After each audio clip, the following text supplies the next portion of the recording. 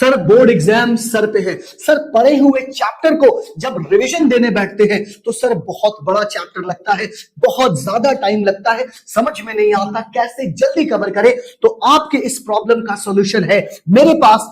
आइए आप मेरे साथ मिलकर इस फर्स्ट चैप्टर जिसका नाम है इलेक्ट्रिसिटी, क्लास 10th आईसीएसई का फिजिक्स का एक बहुत इंपॉर्टेंट चैप्टर है करंट इलेक्ट्रिसिटी, इसको कवर करते हैं और सारे important topics, concept, formulas, PYQs भी इसमें हम कवर करेंगे। तो आइए वीडियो को शुरू करते हैं। बच्चों हमें इस चैप्टर में मेनली देखना क्या है? सबसे पहला तो सर ये I is equal to Q upon T क्या है? बच्चों आपको पता है I is equal to Q upon T है rate of flow of charge. अच्छा सर ये rate of flow of charge क्या है? बच्चों आपको पता है कि अगर ये कोई भी मेटेलिक कंडक्टर है तो मेटेलिक कंडक्टर में इलेक्ट्रॉन्स होते हैं, ठीक है? क्या प्रेजेंट है? इलेक्ट्रॉन प्रेजेंट है। बस क्या करो कि ये इलेक्ट्रॉन को अगर आपने किसी बैटरी से कनेक्ट कर दिया, बैटरी से ये प्लस टर्मिनल, ये नेगेटिव टर्मिनल, अगर मान लो यहां पे इलेक्ट्रॉन है तो ये जो पॉजिटिव टर्मिनल है ये इलेक्ट्रॉन को अपनी तरफ अट्रैक्ट करेगा और ये जो नेगेटिव टर्मिनल है ये इलेक्ट्रॉन को रिपेल करेगा, जिसकी वजह से इलेक्ट्रॉन मोशन में आ जाएंगे। किस में आ जाएंगे? इलेक्ट्रॉन मोशन में आ जाएंगे। अच्छा और आपको पता है क्या डेफिनेशन है? Rate of flow of charge. मतलब sir rate of flow of charge मतलब I is equal to Q upon T. और यहां पे चार्ज क्या है? ये चार्ज यही इलेक्ट्रॉन है कि ये जो पॉजिटिव टर्मिनल है इलेक्ट्रॉन को अपनी तरफ खींचता है, ये नेगेटिव टर्मिनल है इलेक्ट्रॉन को पुश करता है, भाई साहब आगे जाओ। तो ये इलेक्ट्रॉन का मूवमेंट स्टार्ट हो जाता है और इलेक्ट्रॉन का मूवमेंट होने लगता है, ठीक है? इलेक्ट्रॉन मूव करता है इधर की तरफ और इलेक्ट्रॉन के फ्लो के डायरेक्शन के अपोजिट करंट का डायरेक्शन होता है। तो बच्चों आपको जानना क्या है कि सर करंट का फॉर्मूला क्या है, करंट की डेफिनेशन क्या है? करंट की डेफिनेशन है rate of flow of charge. और कभी भी फिजिक्स में अगर रेट है तो भाई साहब वो क्वांटिटी टाइम से डिवाइड हो रही है, इसलिए फॉर्मूला क्या हो गया? I is equal to Q upon t. But sir क्या फ्लो हो रहा है? फ्लो हो रहा है इलेक्ट्रॉन। तो एक फॉर्मूला और बनता है, वो क्या बनता है बच्चों? Q is equal to n into e. Q is equal to n into e. Sir ये n क्या है? n का मतलब number of electron, e number of electron, और ई का मतलब हो गया इलेक्ट्रॉन, कितने इलेक्ट्रॉन फ्लो कर रहे हैं। तो बच्चों एक फॉर्मूला करंट का और बना, वो बना I is equal to n into E upon का T। This is also the formula for current. तो अभी आपने जाना कि rate of flow of charge is current, current का formula I is equal to Q upon T, current का formula I is equal to N E upon T. अच्छा charge का जो एसआई यूनिट है बच्चों वह है कूलम, और जो करंट का एसआई यूनिट है वो है बच्चों एम्पियर, ठीक है? क्योंकि यहां से बेसिक क्वेश्चंस बनते हैं। अब आइए हम बात करते हैं पोटेंशियल डिफरेंस की। अब बारी है कि हम पोटेंशियल डिफरेंस को भी समझें। सर पोटेंशियल डिफरेंस का फॉर्मूला तो आपने ये लिखा है V is equal to W upon Q। Sir ये होता क्या है? देखो बच्चों एक्चुअल में होता क्या है कि sir amount of work done, क्या कितना वर्क डन किया इन bringing a unit positive charge. मान लो एक कोई चार्ज यहां पे है 1 कूलम, इस यूनिट पॉजिटिव चार्ज को एक पॉइंट से दूसरे पॉइंट तक लाने में सर आपने कितना वर्क डन किया, इसी वर्क डन को हम पोटेंशियल डिफरेंस कहते हैं। और फॉर्मूला क्या बनता है बच्चों? V is equal to W upon Q। Sir W क्या है? Work done. वर्क डन की एसआई यूनिट क्या होती है बच्चों? जूल। ये क्या है? चार्ज। चार्ज की एसआई यूनिट कूलम। तो amount of work done in bringing a unit positive charge from one point to the other point is called potential difference. बच्चों जो पोटेंशियल डिफरेंस का एसआई यूनिट है ना वो क्या होता है बच्चों? वोल्ट होता है। क्या होता है? वोल्ट। अच्छा अब एक काम करो, एक क्वेश्चन ये भी बनता है कि सर अगर हमें वोल्टेज मेजर करना है तो हमें कौन सा डिवाइस चाहिए? तो वोल्टमीटर चाहिए। अगर हमें यह पता करना है कि किसी सर्किट में कितना करंट फ्लो हो रहा है उसको मेजर करना है तो हमें एमीटर चाहिए। बच्चों एक बात और याद रखना, क्योंकि एग्जाम बहुत करीब है तो आपको सारे important topics and facts video में कवर होना बहुत जरूरी है। तो अगली बात यह है कि जैसे हमको पता चल गया कि वोल्टमीटर हमारा जो क्या करता है, वोल्टेज मेजर करता है कि सर्किट में कितना वोल्टेज है।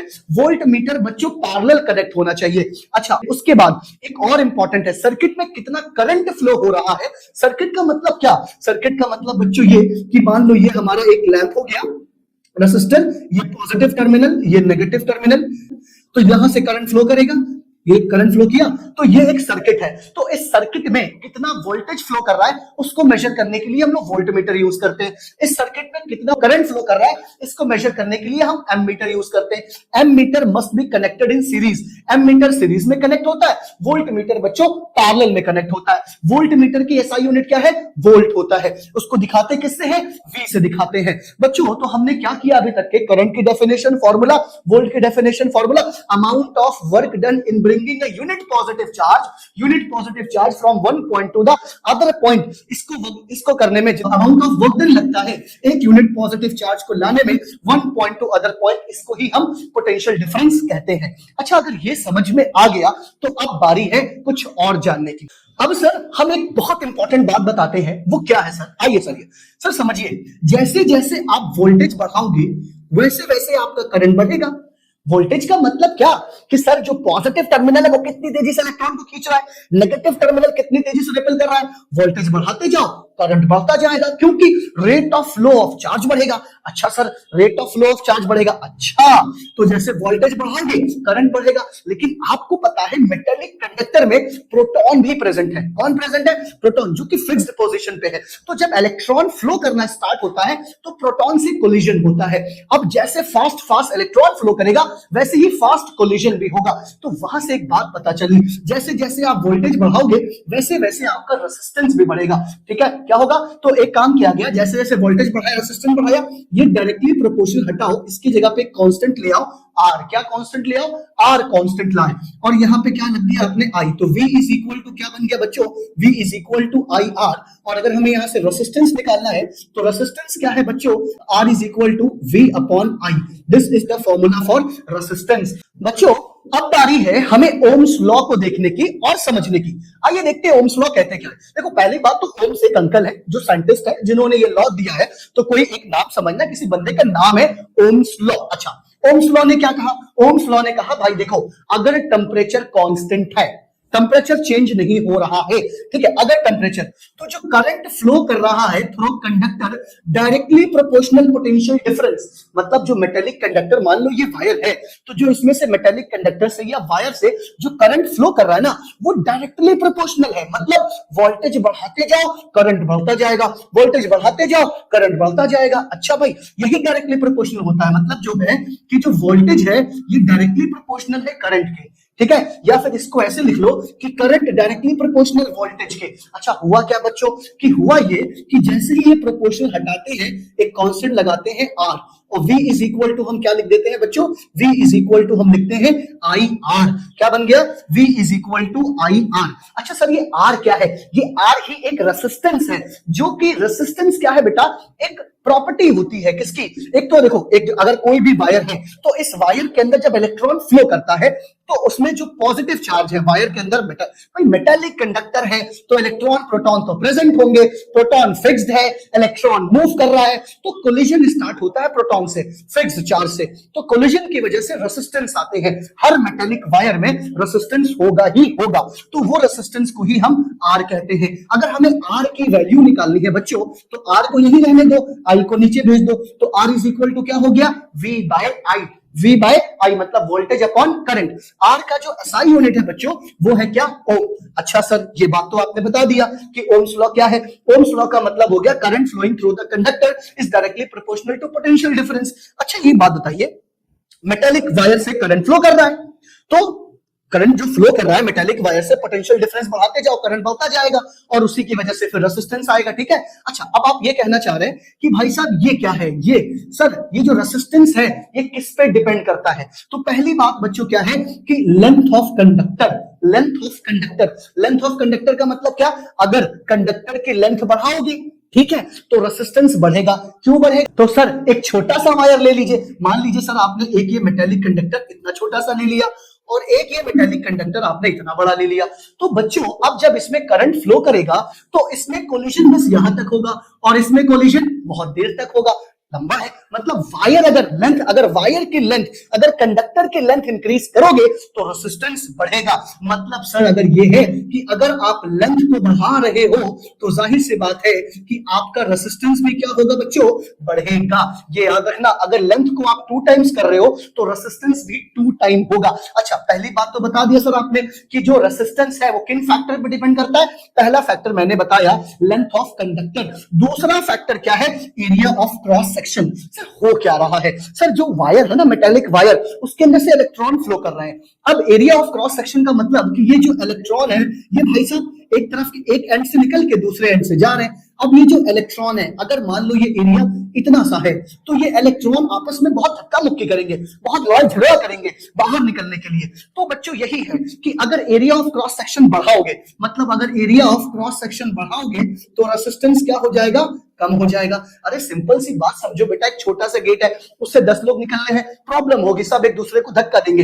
एक बड़ा सा गेट है स्कूल का, इससे कितने सारे बच्चे निकल जाते हैं। वही कहानी है कि जो वायर है उसका area of cross section define करता है कि रेसिस्टेंस क्या होगा। अगर एरिया ऑफ क्रॉस सेक्शन बड़ा है तो रेसिस्टेंस कम हो जाएगा, अगर एरिया ऑफ क्रॉस सेक्शन छोटा है तो रेसिस्टेंस बढ़ जाएगा। यहां से कहानी बच्चों आ जाती है, क्या कहानी आ जाती है कि सर अगर एरिया ऑफ क्रॉस सेक्शन को हम 2 टाइम्स करेंगे तो रेसिस्टेंस कितने टाइम घट जाएगा, वो 4 टाइम घट जाएगा। ये काफी इंपॉर्टेंट बात है बच्चों, जिन्हें हमें समझना है। अच्छा सर थर्ड पॉइंट क्या है, थर्ड पॉइंट है बच्चों टेम्परेचर। ये हम क्या डिस्कस कर रहे हैं, हम डिस्कस कर रहे हैं फैक्टर अफेक्टिंग द रेसिस्टेंस, की जो वायर है उनमें कौन कौन से फैक्टर है जो रेसिस्टेंस को अफेक्ट करते हैं। तो पहला हो गया लेंथ ऑफ द वायर, दूसरा हो गया आपका एरिया ऑफ क्रॉस सेक्शन, तीसरा हो गया टेम्परेचर। बेटा मेटेलिक कंडक्टर में जब अगर टेम्परेचर बढ़ाते जाओ ना तो रेसिस्टेंस बढ़ता जाता है, लेकिन सेमीकंडक्टर में इसका उल्टा होता है, टेम्परेचर बढ़ाते जाओगे तो रेसिस्टेंस क्या हो जाएगा, होता जाएगा, कम होता जाएगा। ठीक है, ये काफी इंपॉर्टेंट है।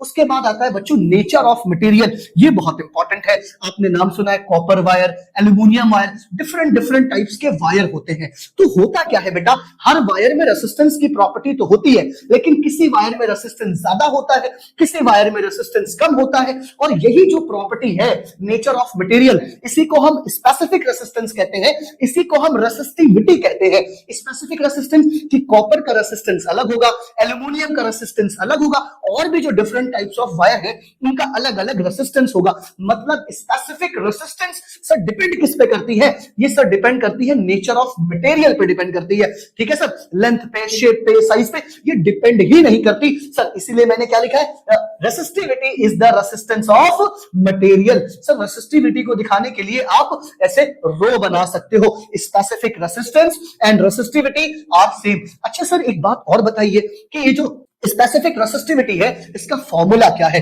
तो देखो बच्चों, एक बात अभी हम लोगों ने पढ़ा कि रेसिस्टेंस डायरेक्टली प्रोपोर्शनल एल के, ठीक है, समझ गया, लेंथ बढ़ाया रेसिस्टेंस बढ़ गई। उसके बाद दूसरी बात पढ़ी रेसिस्टेंस इनवर्सली प्रोपोर्शनल एरिया के, मतलब एरिया बढ़ाया रेसिस्टेंस कम हो गया। ओके ओके सर, इन दोनों को जोड़ दीजिए। तो हमने इक्वेशन 1 और इक्वेशन 2 को कंबाइन किया, यहां से प्रोपोर्शनल हटाया, यहां पे रो लगा दिया, तो R is equal to rho L upon A। अगर हमें यहां से यही हमारा स्पेसिफिक रेसिस्टेंस है और यही हमारा रेसिस्टिविटी है, इसकी वैल्यू निकालनी है, A को ऊपर कर दो, तो रेसिस्टिविटी इज इक्वल टू क्या हो गया बच्चों, RA अपॉन L। अच्छा सर एक बात बताइए, रेसिस्टेंस की यूनिट तो आपने बता दी ओम, इसकी यूनिट क्या है, तो अरे इसमें कौन सी बात है, रेसिस्टेंस की यूनिट होती है ओम, एरिया का होता है मीटर स्क्वायर, L का होता है मीटर, मीटर से मीटर काट दो, रेसिस्टिविटी की यूनिट हो गई ओम मीटर। ठीक है बच्चों, अब आइए कुछ और काम की बात समझते हैं। यहां तक हमने करंट पढ़ लिया, यहां तक हमने पोटेंशियल डिफरेंस का फॉर्मूला पढ़ लिया, यहां तक हमने ओम्स लॉ पढ़ लिया, ओम्स लॉ के फॉर्मूलास पढ़ लिए, ओम्स लॉ किन फैक्टर पर डिपेंड करता है ये भी पढ़ लिया। अच्छा सर एक बात और भी है सर, वो बहुत इंपॉर्टेंट है सर, एक होता है ओमिक कंडक्टर और एक होता है नॉन ओमिक कंडक्टर। बच्चों जो ओम्स लॉ को फॉलो करता है, मतलब वोल्टेज बढ़ाते जाओ करंट बढ़ते जाएगा, ऐसे कंडक्टर जो होते हैं वो ओमिक कंडक्टर कहलाते हैं। ठीक है, और एक होते हैं नॉन ओमिक कंडक्टर जो ओम्स लॉ को फॉलो नहीं करते हैं। ठीक है, उसकी ग्राफ आता है, ग्राफ कुछ इस तरीके का बना होता है, अगर आप यहाँ पे V ले लो, यहाँ पे I ले लो, और अगर स्ट्रेट लाइन बन रहा है तो ये हमारा ओमिक कंडक्टर होता है। अगर कुछ इस तरीके का ग्राफ बन जाए, ये V है और ये I है, तो ये नॉन ओमिक कंडक्टर हो जाते हैं। तो बच्चों ये भी इंपॉर्टेंट है कि ओमिक कंडक्टर क्या है, नॉन ओमिक कंडक्टर क्या है। ओमिक कंडक्टर जो ओम्स लॉ को फॉलो करे, नॉन ओमिक कंडक्टर जो ओम्स लॉ को फॉलो ना करे। अच्छा एग्जाम बहुत करीब है, तो आइए कुछ और बहुत इंपॉर्टेंट देखें। ये आपको एक ग्राफ दिया है जिसमें ये I है और ये एक्स एक्सिस पे आपके पास V है। हमसे ये कह रहा है कि किसका रेसिस्टेंस ए बी सी किसका सबसे कम है और किसका ज्यादा है। आपको ये बताना है, रेसिस्टेंस का ऑर्डर लगाना है, किसमें किसका ज्यादा है किसका कम है। ठीक है, तो क्वेश्चन कैसे करेंगे सर? ऐसा क्वेश्चन अगर आ जाए तो आपको एक बेसिक कॉन्सेप्ट पता होना चाहिए। क्या पता होना चाहिए? कि सर आपको एक बात पता है कि सर मान लीजिए कि सर अगर हम ये V ले लेते हैं, ये I ले लें, ठीक है, V अपॉन I। सर ये क्या है? दिस इज अ स्लोप, ये एक स्लोप है। अच्छा, मैथ्स में पढ़ा है बच्चों आपने कि स्लोप इज इक्वल टू होता है m is equal to tan theta. यहाँ पे m स्लोप है और ये टेन थीटा। उसके बाद ट्रिग्नोमेट्री में पढ़ा है tan theta is equal to होता है perpendicular upon base. Okay sir, ये भी पढ़ा है। तो मुझे ये बताओ परपेंडिकुलर क्या गिवन है? V गिवन है। ओके सर, तो परपेंडिकुलर हो गया V, मतलब वोल्टेज बढ़ाएंगे, करंट बढ़ेगा तो चेंज इन वोल्टेज। तो हम यहाँ पे डेल्टा V रख लेते हैं। अच्छा सर, I की जगह पे क्या रख लें? हम डेल्टा I रख लें। अच्छा सर, आपको एक बात पता है? क्या पता है? हमें पता है वी नो दैट, क्या पता है? V is equal to I R. और sir V is equal to I R और R इज इक्वल टू क्या हो जाएगा? V upon I। मतलब सर जो ये V अपॉन I आ गया, ये आ गया R। क्या आ गया? स्लोप आ गया। मतलब सर इस कंडीशन में जब वोल्टेज गिवन हो और करंट गिवन हो तो आपको पता है कि स्लोप और ये जो R है वो डायरेक्टली प्रोपोर्शनल हो गया। मतलब आप स्लोप बढ़ाते जाओ और R बढ़ते जाएगा। लेकिन सर यहाँ पे तो I अपॉन B है, इसमें कैसे करें? तो आइए ये भी करते हैं, सेम कॉन्सेप्ट से लगाते हैं। m is equal to tan theta, sir वैसे ही लगाएंगे, कोई टेंशन की बात नहीं है।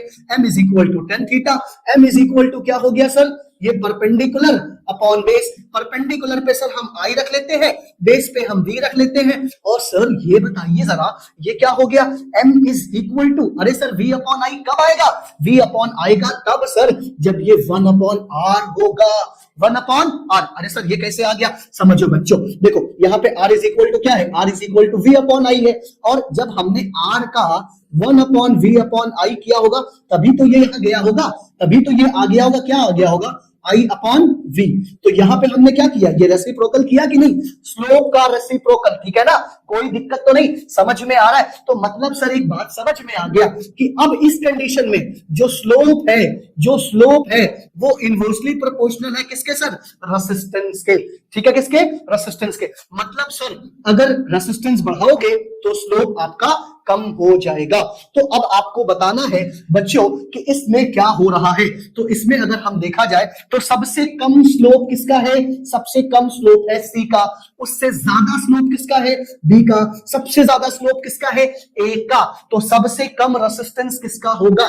देखो, स्लोप सबसे कम, रेसिस्टेंस सबसे ज्यादा, ये बात ध्यान रखना। स्लोप सबसे कम, रेसिस्टेंस सबसे ज्यादा, सबसे ज्यादा। अब इसका उल्टा भी कर लो, स्लोप सबसे ज्यादा, रेसिस्टेंस उसका सबसे कम। तो सबसे कम रेसिस्टेंस किसका होगा? मान लेते हैं RA का रेसिस्टेंस सबसे कम होगा। मान क्या ले? होगा ही होगा। और RA, उसके बाद स्लोप कम किसका होगा? B का स्लोप कम होगा। तो फिर रेसिस्टेंस किसका होगा? B का। और सबसे ज्यादा रेसिस्टेंस किसका होगा? C का। क्यों? क्योंकि देखो स्लोप इनवर्सली प्रोपोर्शनल किसके है? रेसिस्टेंस के। कंफ्यूज ना हो जाना। क्या है बेटा कि देखो V और I के ग्राफ में कि जो आपका स्लोप है वो रेसिस्टेंस के डायरेक्टली प्रोपोर्शनल है। स्लोप बढ़ाओगे रेसिस्टेंस बढ़ेगा।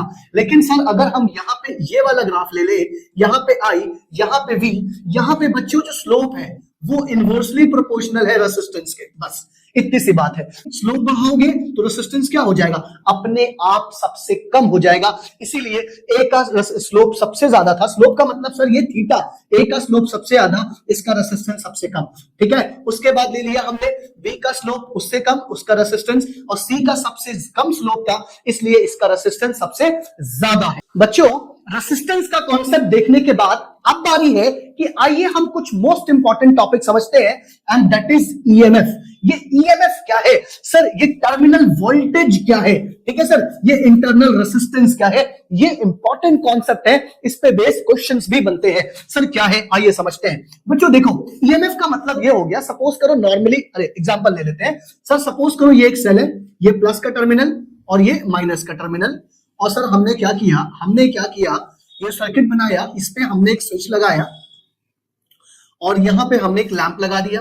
ठीक है, अब एक बात बताओ सर ईएमएफ क्या है? देखो अब ये जो मान लो ये जो सेल है ये 1.5 वोल्ट का है। अब एक बात बताओ, अगर ये स्विच ऑन है, सर्किट कंप्लीट नहीं है, सर्किट क्लोज नहीं है, ये सर्किट ओपन है, क्लोज नहीं है, तो जो भी इस सेल का पोटेंशियल होगा वही तो पोटेंशियल रहेगा। क्यों क्यों क्यों सर? ईएमएफ होता है potential difference between two terminal, ठीक है, two terminal of cell, when no current is flowing, when यहां लिख देता हूं, when no current is flowing, मतलब जब करंट, मतलब मैंने क्या किया, एक सेल अपने हाथ में लिया, उसमें देखा कितने वोल्ट का है, 1.5 वोल्ट का है, तो अगर ये 1.5 वोल्ट का है तो बच्चों यही उसका ईएमएफ कहलाया। ठीक है, कोई दिक्कत तो नहीं, क्लियर हो गया? मतलब जो सेल हमने लिया नॉर्मली, जो हमने देखा कितने वोल्ट का है, तो जो वोल्ट लिखा है वही उसका ईएमएफ है, लेकिन कंडीशन कुछ बदलती है। क्या बदलती है? जैसे ही सर मैंने इस सर्किट को क्लोज किया, अच्छा देखो ये सेल है, ठीक है, तो अब इसमें से आई करंट निकलेगा। ठीक है, क्या निकलेगा? आई करंट निकला। अब जैसे ही आई करंट निकला, एक बात ध्यान रखना बेटा, क्या? When circuit is open no current flowing through it, जब सर्किट ओपन होता है तो कोई करंट फ्लो नहीं होता है, उस केस में जो ईएमएफ है और टर्मिनल वोल्टेज है वो इक्वल होते हैं। टर्मिनल वोल्टेज और ईएमएफ क्या होते हैं? इक्वल होते हैं। लेकिन अब ये बात इंपॉर्टेंट है, सर क्या जैसे ही करंट फ्लो हुआ तो ये आई करंट चला, यहां गया, यहां, जैसे ही ये आई करंट यहां आया, अब सेल के अंदर बच्चों क्या होंगे?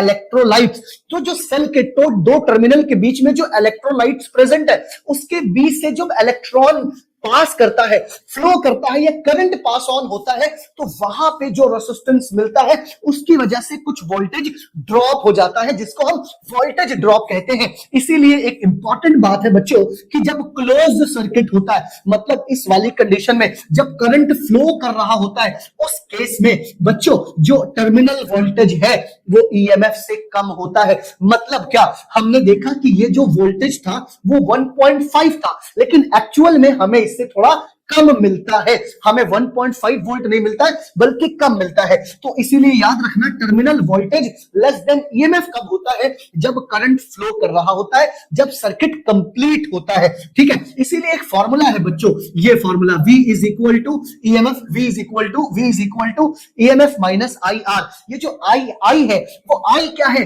वो करंट है। आर क्या है? Internal resistance. यहाँ पे जो इलेक्ट्रोलाइट्स प्रेजेंट है सेल के अंदर, उसकी वजह से इंटरनल रेसिस्टेंस मिला, और ये जो आई आर है ना बच्चों, इसी को हम वोल्टेज ड्रॉप भी कहते हैं। क्या कहते हैं? Voltage drop. इसी वजह से जो भी ईएमएफ था, मान लो 1.5 वोल्ट ईएमएफ था, जो भी करंट फ्लो हुआ और इसके अंदर जो इंटरनल रेसिस्टेंस था उसकी वजह से जो यहां पे, क्योंकि भाई साहब V इज इक्वल टू होता क्या है? I R. अभी पढ़ के आया V is equal to I R. तो जो यहां पे वोल्टेज ड्रॉप हुआ, उस वोल्टेज ड्रॉप को जो ईएमएफ से माइनस करते हैं तो हमें क्या मिलता है? Terminal voltage. This is very important बच्चों, अगर ये नहीं समझोगे तो बहुत ज्यादा प्रॉब्लम हो जाएगी। अच्छा, अब एक बात सुनो सर, एक तो आपने बताया कि यहां पे रेसिस्टेंस है, इंटरनल रेसिस्टेंस, सर्किट का भी तो रेसिस्टेंस होता है, उसको हम बोल देंगे कैपिटल आर, एक्सटर्नल रेसिस्टेंस। तो जो सर्किट में टोटल रेसिस्टेंस है वो कितना हो जाएगा बच्चों? वो हो जाएगा capital R plus small r, मतलब जो टोटल रेसिस्टेंस। ठीक है बच्चों, अगर हम टोटल रेसिस्टेंस की बात करें तो capital R plus small r. अच्छा, अगर हम ये देखें कि सर्किट से हमें टोटल करंट कितना मिल रहा है, तो फॉर्मूला तो सर यही है, V is equal to I R. ठीक है, V is equal to I R. अगर हमें करंट निकालना है तो V अपॉन आर ही होगा, लेकिन हम क्या कर रहे हैं सर, अगर हम टोटल करंट निकालना चाह रहे हैं, current drawn from the circuit, तो V की जगह क्या रख देंगे हम? ईएमएफ। क्या रख देंगे? ईएमएफ। और I की जगह पे हम क्या रख देंगे? Capital R plus small r. इसलिए एक फॉर्मूला बन जाएगा EMF upon capital R plus small r, total current drawn from the circuit. याद रखना, अगर total current drawn from the circuit मतलब सर्किट से कितना करंट मिल रहा है, उसका फॉर्मूला ये है। ये इंटरनल रेसिस्टेंस है, ये एक्सटर्नल रेसिस्टेंस है, ये ईएमएफ है और ये करंट है। मोस्ट इंपॉर्टेंट है, यहां से क्वेश्चंस बनते हैं और आते हैं, इसको ध्यान रखना बहुत ज्यादा जरूरी है बच्चों। जो हमने अभी फॉर्मूला देखा V is equal to EMF minus I R, ये फॉर्मूला इतना इंपॉर्टेंट है कि बिना इस पे क्वेश्चन लगाए कॉन्सेप्ट को क्लियर करना या उस पे कमांड एस्टैब्लिश करना थोड़ा मुश्किल है। तो आइए हम एक क्वेश्चन की प्रैक्टिस करते हैं। और सेल ऑफ ईएमएफ, ईएमएफ कितना दिया सेल का? 1.5 वोल्ट। कितना है? 1.5 वोल्ट ये ईएमएफ है। इंटरनल रेसिस्टेंस कितना है 1 ओम गिवन है। ओके सर, इंटरनल रेसिस्टेंस मिल गया, ईएमएफ मिल गया, कनेक्टेड टू 2 रेसिस्टर, 2 रेसिस्टर है, एक का 4 ओम है, इस शो मतलब ये सीरीज कनेक्टेड है 4 और 20 ओम जो रेसिस्टर है एक्सटर्नल सर्किट में कनेक्टेड है। इंटरनल रेसिस्टेंस कितना है सर 1 ओम है, ईएमएफ कितना है 1.5 वोल्ट है। निकालना क्या है करंट इन द सर्किट। अभी आपको मैंने एक बात बताया कि करंट इन द सर्किट मतलब total current drawn in the का फॉर्मूला होता है बच्चों I is equal to EMF upon capital R plus small r। बच्चों देखो ईएमएफ तो आपको ऑलरेडी दिया है दैट इज 1.5 वोल्ट, ठीक है सर, ईएमएफ तो गिवन है। इंटरनल रेसिस्टेंस भी बच्चों आपको गिवन है एंड दैट इज 1 ओम। कितना गिवन है 1 ओम। तो सर ये ईएमएफ भी गिवन है, सर ये कैपिटल R कैसे निकलेगा। कैपिटल R निकालने के लिए ये जो 2 रेसिस्टर है इनका इक्विवेलेंट निकालो, तो कनेक्ट किसमें है सीरीज में, इसलिए क्या करो बच्चों R1 प्लस R2 4 प्लस 20 कितना हो गया 24 ओम। तो ईएमएफ को ऊपर रखो 1.5, नीचे क्या रखो 24 प्लस 1 कितना हो गया 25। 1.5 और 25 को जब सॉल्व करेंगे तो 0.06 एम्पियर आएगा। Total current drawn in the circuit या current in the circuit same बात है, और इससे हमारा क्या निकल गया I निकल गया। बच्चे कंफ्यूज यही होते हैं, वो समझ नहीं पाते इंटरनल रेसिस्टेंस को कैसे यूज करना है। देखो इंटरनल रेसिस्टेंस अगर total current drawn from the circuit है तो कैपिटल जो रेसिस्टेंस जो एक्सटर्नल रेसिस्टेंस है उसमें ऐड हो जाएगा, बस, और कुछ मुश्किल काम बिल्कुल नहीं है। अब देखो पोटेंशियल डिफरेंस अक्रॉस 4 ओम। अब हमसे कह रहा नहीं नहीं ये जो 4 ओम है ना इसके अक्रॉस बताओ पोटेंशियल डिफरेंस कितना है। अभी हमने आपको बताया कि अगर ये प्लस टर्मिनल ये माइनस टर्मिनल यहां से आई कितना कितना करंट आ रहा है सर्किट में, सर्किट में आ रहा है सर 0.06 एम्पियर। अच्छा 0.06 एम्पियर, यही 0.06 एम्पियर किसमें जाएगा 4 ओम में जाएगा। और आपको पता है निकालना क्या है पोटेंशियल डिफरेंस मतलब वोल्टेज, और वोल्टेज इज इक्वल टू क्या होता है IR। तो एक काम करो वोल्टेज इज इक्वल टू होता है IR, सर्किट में करंट कितना है 0.6, रेसिस्टर कितनी है सर आप बात कर रहे हैं 4 ओम का, दोनों को मल्टीप्लाई कर दो आंसर आ गया 0.24 वोल्ट। ये क्या है कि सर, और आपको पता ही है सर इसका रेसिस्टर इसमें कितना वोल्टेज हो जाएगा 0.24 वोल्ट। अब ये 20 ओम का रेसिस्टर है, अगर हमसे कहता है कि 20 ओम का जो रेसिस्टर है इसमें कितना पोटेंशियल डिफरेंस है तो 0.06 का 20 से मल्टीप्लाई कर देते। आगे बात करते हैं क्या कह रहा है वोल्टेज ड्रॉप निकालना है अक्रॉस इंटरनल रेसिस्टेंस। अच्छा जाहिर सी बात है वोल्टेज ड्रॉप इंटरनल रेसिस्टेंस की वजह से ही तो होता है। आइए उसको देखें। सर फॉर्मूला हम पढ़ कर आए थे, क्या पढ़ कर आए थे सर, ये फॉर्मूला पढ़ा था EMF minus IR and this is a voltage drop. Circuit में करंट कितना है, सर्किट में करंट मान लो यहां पे कहीं इंटरनल रेसिस्टेंस ले लेते हैं, इसमें ये इंटरनल रेसिस्टेंस यहां पे इसको हटा देते हैं और यहां पे हम इंटरनल रेसिस्टेंस का ये बना देते हैं। अब ये जो 0.6 ओम चलते हुए 0.6 एम्पियर यहां पे पहुंचा, ये जैसे ही 0.6 ओम एक्चुअली तो होगा सेल के अंदर, लेकिन मैंने समझाने के लिए आपको यहां बनाया सेल के अंदर जब करंट 6 एम्पियर फ्लो कर रहा है तो किसे कितना उसको इंटरनल रेसिस्टेंस ऑफर हो रहा है वो हमको ऑलरेडी गिवन है कि 1 ओम का इंटरनल रेसिस्टेंस ऑफर हो रहा है, इसलिए डायरेक्ट हमने फॉर्मूला क्या लगा दिया this is the voltage drop. तो VR is equal to voltage drop I into R। I का मतलब कितना करंट इलेक्ट्रोड सेल के अंदर गया 0.06 एम्पियर, क्या उसका रेसिस्टेंस था इंटरनल रेसिस्टेंस 1 ओम, तो 0.06 का मल्टीप्लाई किया 1 से तो कितना आ गया हमारा 0.06 वोल्ट। सर ये बात चल रही है किसकी, वोल्टेज ड्रॉप भी निकाल दिया। अब हमें निकालना है पोटेंशियल डिफरेंस अक्रॉस सेल। अरे सर इसमें कौन सा मुश्किल काम है, V is equal to IR formula निकालिए, या आप एक काम और कर लीजिए पोटेंशियल डिफरेंस अक्रॉस सेल निकालना है। तो आपको पता है EMF तो कब होता है जब सेल से कोई करंट ड्रॉ नहीं हो रहा, मतलब जो सेल पे वोल्टेज लिखा हुआ है वही आपका EMF है, लेकिन जब सेल करंट सर्किट में गया उसकी वजह से जो वोल्टेज ड्रॉप हुआ, जब EMF से वोल्टेज ड्रॉप माइनस करते हैं तब पोटेंशियल डिफरेंस अक्रॉस टर्मिनल निकलता है या अक्रॉस सेल निकलता है। तो V is equal to EMF minus IR।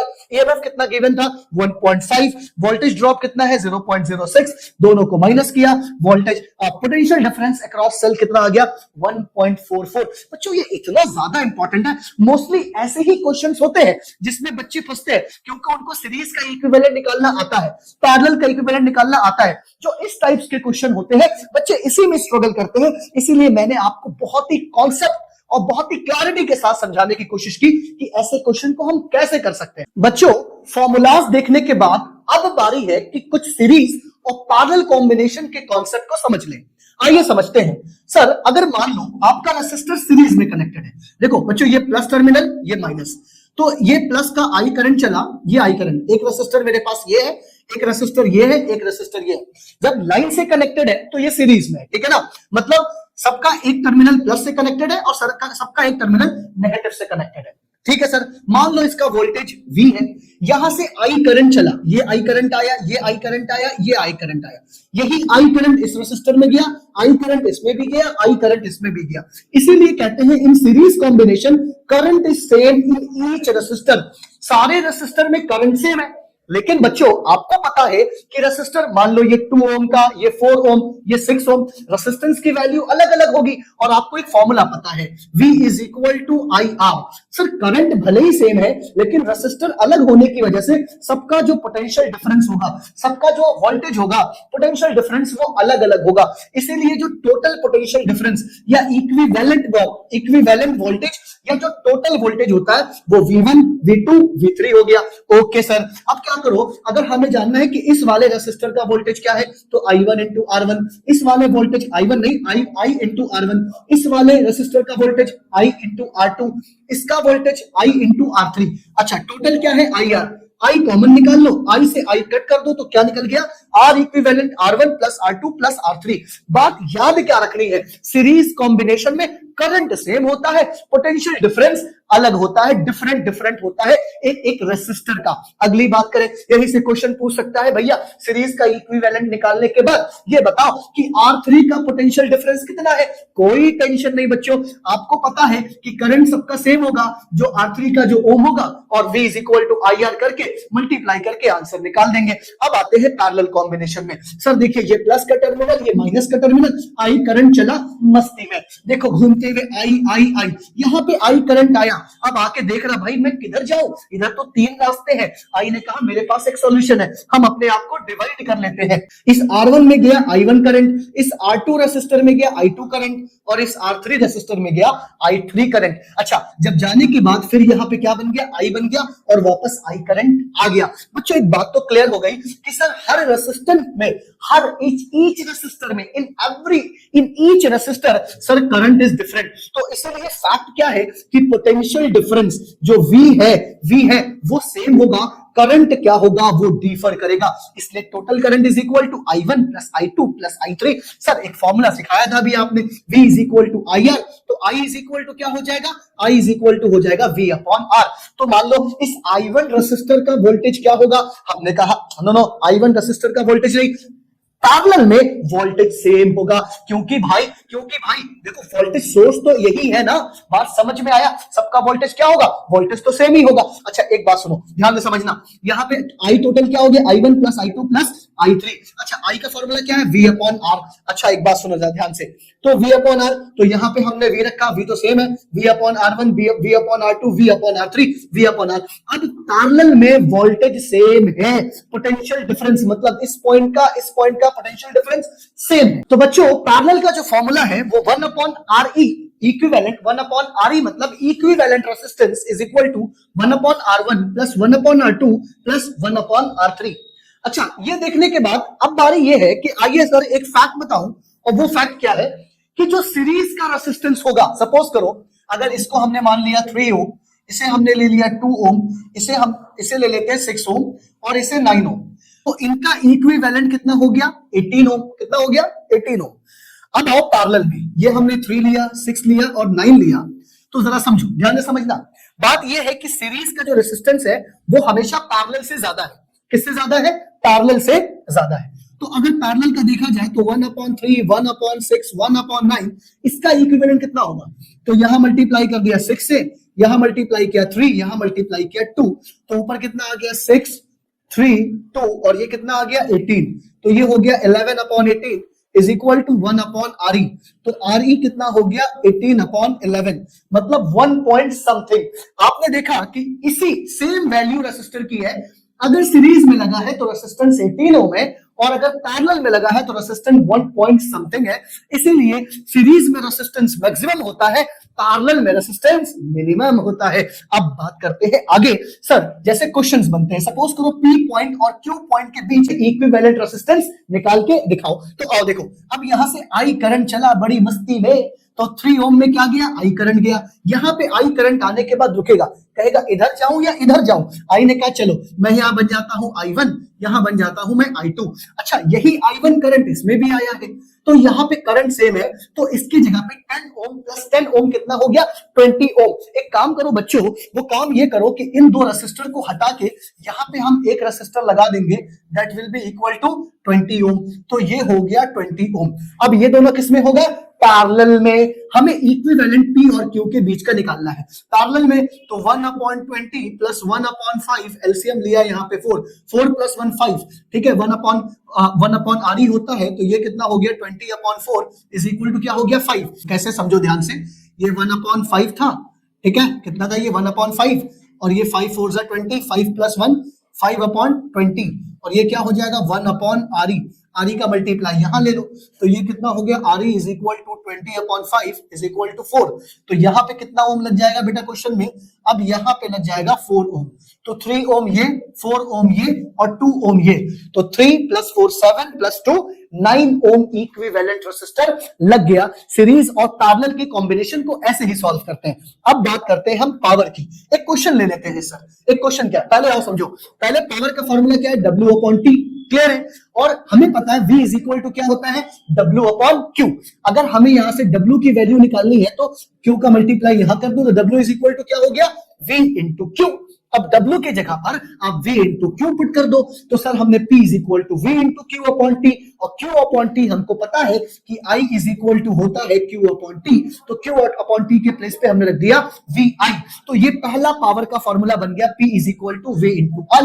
अब हमको पता है बच्चों कि V इज इक्वल टू क्या होता है, IR। अब V के प्लेस पे क्या करो, IR डाल दो, तो I क्या हो गया, I square into R, and this is the second formula for power. अब हमको एक बात और पता है सर कि V know I is equal to V upon R। अब I के प्लेस पे आप V अपॉन R डाल दो, और R से R कट जाएगा, तो फॉर्मूला क्या बन जाएगा पावर का, थर्ड फॉर्मूला है V स्क्वायर अपॉन R।